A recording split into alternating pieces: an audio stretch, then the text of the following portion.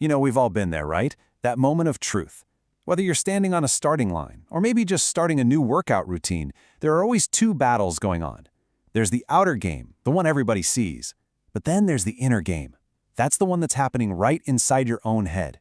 And today, we're going to crack open the playbook for that inner game and really dig into the science of how you can win it. So, to really get this, let's meet a couple of people. First up, we've got Ameisha. She's a promising young sprinter, just 15, and in practice, she's an absolute star. But the second she's in an official competition, that anxiety just floods in, and she underperforms. Then, we have Mr. Pereira. He's in his 50s and started exercising for his health, but a knee injury has totally tanked his motivation. He's just stuck. See? Two really different stories, but the root of the problem for both of them, it's all in their heads. Just imagine being Ameisha. You're at the starting line, the crowd is quiet, and all you can hear in your head is this voice screaming, "Don't false start. Please don't false start." Instead of thinking about that explosive power she has, she's totally trapped by the fear of failure. It's a classic case of performance anxiety, where your own mind, well, it becomes your toughest competitor. So what's the solution here? How do you help people like Ameisha and Mr. Pereira? Well, this is exactly where the field of sport and exercise psychology comes into play. It's a whole discipline designed to tackle these exact kinds of problems. Okay, so what are we really talking about here? Sport and exercise psychology. It's the scientific study of how our minds, our thoughts, our feelings, how all that stuff affects our performance.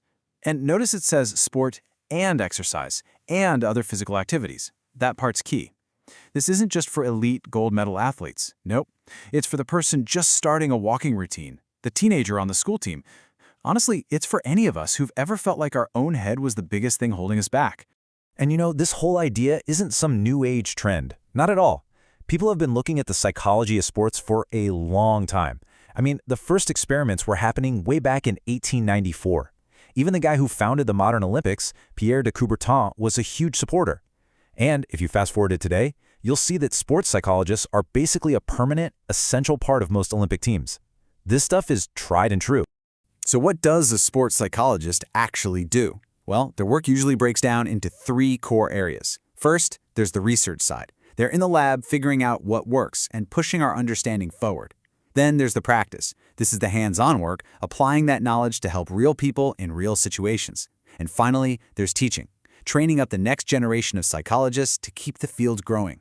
And it's really important to get this. A sports psychologist isn't working in a silo. They're part of a whole support team. Think of it like a pit crew for an athlete.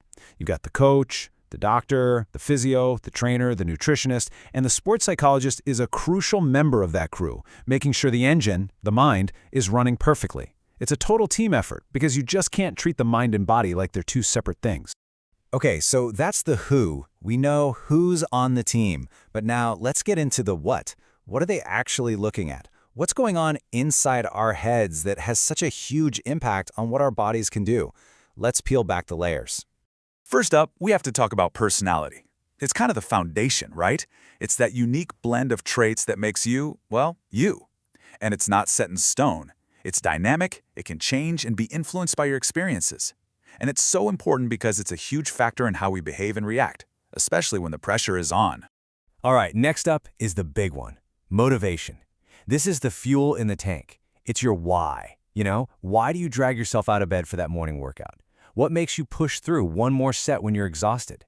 It's that drive, that willingness to put in the effort. And without it, all the talent in the world is just potential. But here's the thing. Motivation isn't black and white. It's more like a spectrum. On one end, you've got amotivation, basically zero motivation. Then you've got extrinsic motivation. That's when you're doing something for an external reward, like a trophy or money, or even just praise from someone else. But the goal, the real sweet spot, is on the other end, intrinsic motivation. That's when you do it just because you love it, for the pure joy of it. That's the stuff that really lasts. And for someone like Mr. Pereira, tapping back into that is everything. All right, so we've looked at the problems. We've looked at the core ideas like personality and motivation. Now we get to the really good stuff, the how. Let's open up the toolkit and look at the actual techniques psychologists use to build a stronger mind. So, what's actually in this toolkit? What are these mental strategies we're talking about? Let's take a look. Tool number one is a classic for a reason, goal setting. And I'm not just talking about saying, I want to be better. This is a structured process. It's about setting clear, specific targets that give you focus and direction. It channels your energy. And you can immediately see how powerful this would be for Mr. Pereira, right? It gives him a new roadmap. Okay, tool number 2 is one you've probably heard of, imagery, or you might know it as visualization. But honestly, visualization doesn't quite do it justice. It's not just about seeing it in your mind's eye. True imagery involves using all of your senses to mentally rehearse something. You can imagine how this could be a total game changer for Imesha. Think about a tennis player about to serve for the match. Using imagery, they're not just picturing the ball landing in the box. No, they are feeling the grip on the racket, hearing the sound of the ball hitting the sweet spot, seeing the chalk fly up. It's a complete mental dress rehearsal. They've already won the point in their head before they've even started the motion. And this isn't just guesswork. There's a whole science to it. Psychologists often use a model called PEDALEP to make the imagery as effective as possible. It's an acronym that covers all the bases: the physical feeling, the environment, the specific task, the timing, your current learning level, the emotion of the moment, and your perspective. When you tick all those boxes, you're basically tricking your brain into thinking it's real, which helps build the mental muscle for when it actually counts. And the last tool for today is all about keeping your cool, relaxation techniques. One big one is progressive relaxation, where you tense and then relax different muscle groups to become more aware of and in control of physical tension. Another, and this one is huge, is breath control. The idea is simple, but so powerful. When your breath is calm and controlled, your mind follows. You can see how this would be a lifeline for Imesha at the starting line, right? So there you have it, 3 powerful tools: goal setting, imagery, and relaxation. Now let's put it all together. Let's see how this toolkit actually win that inner game. So let's go back to our 2 friends from the beginning. How can this toolkit actually help Imesha and Mr. Pereira with their very real challenges? Okay, for Imesha, the strategy is all about managing that race day anxiety. Right there on the starting line, she can use breath control to stay calm. And in training, she can use that detailed imagery to mentally run a perfect race 100 times before it even happens. And for Mr. Pereira, his problem is lost motivation. The answer for him is goal setting. He can sit down, maybe with a professional, and create new, achievable goals that accommodate his injury. Suddenly, he's not stuck anymore. He has a new path forward. And that really brings us to the main takeaway. The big idea here is that the mental game is just as important as the physical one. In fact, sometimes it's even more important. Your mind can be your greatest asset or your biggest obstacle.